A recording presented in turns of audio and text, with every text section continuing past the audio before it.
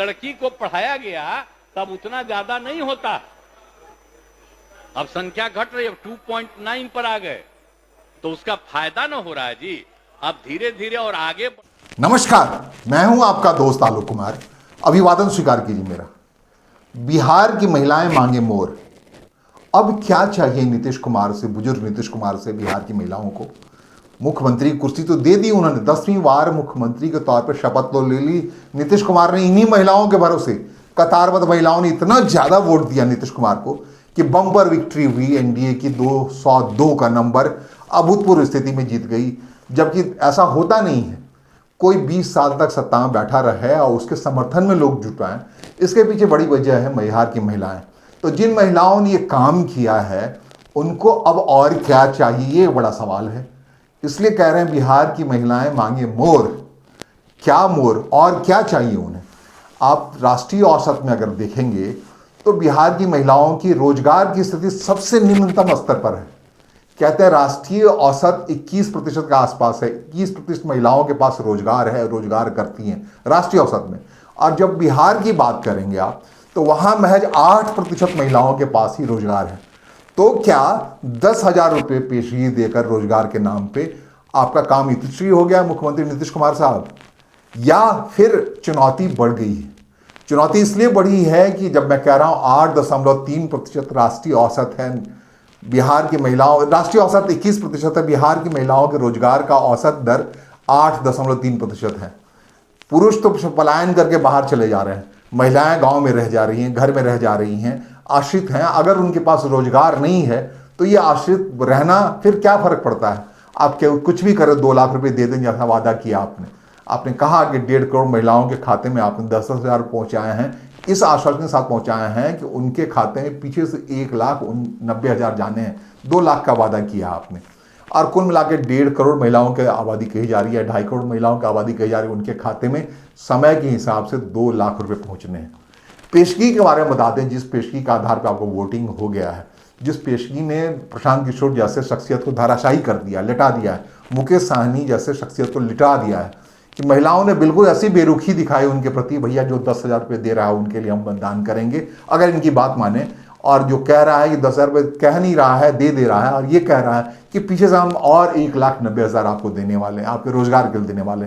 तो रोजगार के लिए जो ललायित महिलाएं हैं, इतने भर से बात तो बनने वाली नहीं है। जो पेशगी 10,000 है उसकी हालत ये है, अभी सर्वे की रिपोर्ट जो आई है शुरुआती, उसमें ज़्यादातर लोगों ने उस पैसे को, त्यौहार के मौके पर मिले पैसे को त्यौहार मनाने में खर्च कर दिया, या फिर बहुत सारे परिवार की माली हालत ऐसी थी कि ब्याज पर उन्होंने पैसा ले रखा, ब्याज भी ठीक से चुकता नहीं हो पाया 10,000 रुपये से उनकी ज़िंदगी का। अब जो 1,90,000 आएगा उसमें कुछ हो सकता है, ऐसे सूरत है। लेकिन वो भी क्या, बिहार की महिलाओं की कुल आबादी अगर 7 करोड़ आबादी माने वहाँ की, तो 3.5 करोड़ है। 3.5 करोड़ महिलाओं की आबादी के बीच में अगर आपने 1.5 करोड़ महिलाओं को या 2 करोड़ महिलाओं को आपने 2-2 लाख दे दिया, तो रेस्ट जो बाकी 1.5 करोड़ महिलाएं हैं, वो भी बाकी बिहार के अलावा पड़ोस का झारखंड है, वहाँ की कुल आबादी 3 करोड़ के आसपास है, उतनी बराबर आबादी, उनके पास रोजगार नहीं है। पुरुषों के बारे में पलायन करने के लिए मजबूर है, बाहर जाने के लिए मजबूर है, या जो रोजगार सृजन की बात हो रही लगातार पुरुषों के लिहाज से ज़्यादा हो रही है, महिलाओं के उत्थान को लेकर कोई बात नहीं हो रही। 8.3% महिलाएं ही बिहार के रोजगार में हैं, जबकि राष्ट्रीय औसत 21% आसपास है। तो ये 21% राष्ट्रीय, वो भी बुरी स्थिति है, 50% होना चाहिए औसत, राष्ट्रीय औसत के हिसाब से। उसमें 21% महिलाएं रोजगार में हैं।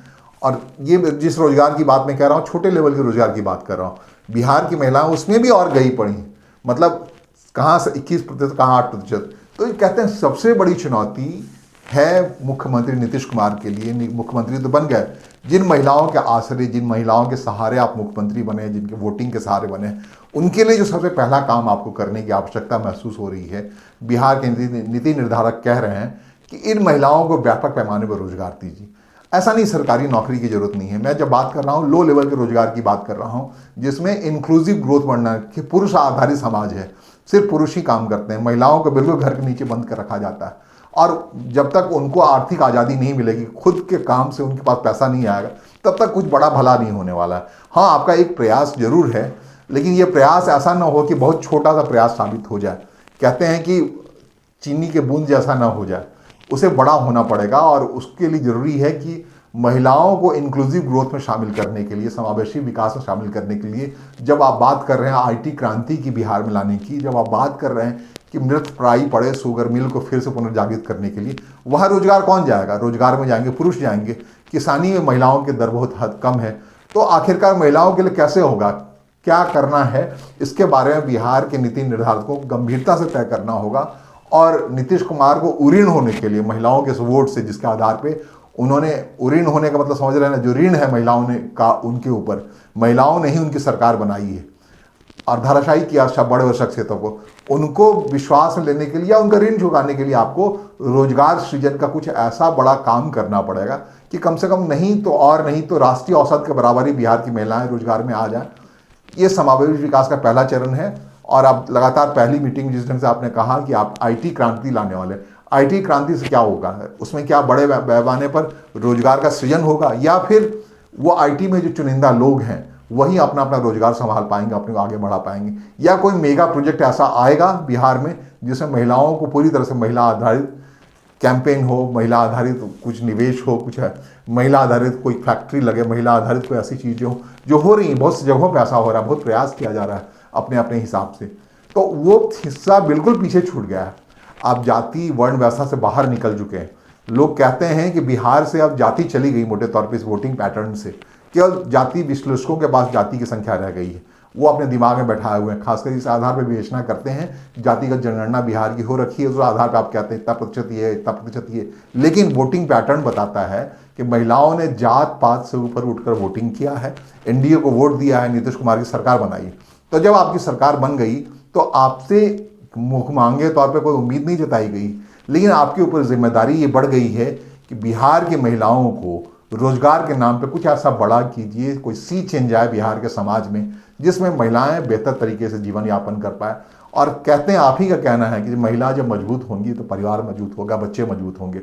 आपने ही एक समय बिहार की महिलाओं को, खास करके लड़कियों को साइकिल चढ़ाने का ये दिया था और आज 20 साल हो गए उस दौर के, और वो आपकी वोटर बनी है। इसके आधार पर अपनी जीविका के लिए बहुत सारे रोजगार दिए हैं, लेकिन वो सब बिल्कुल कम है, सागर में एक बूंद के समान है।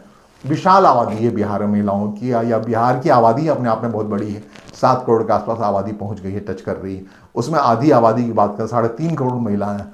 उन सारी महिलाओं को रोजगार की ज़रूरत है और वो ज़रूरत तब पूरी होगी जब सरकार के स्तर पर कोई बड़ा काम बड़े तरीके से किया जाएगा।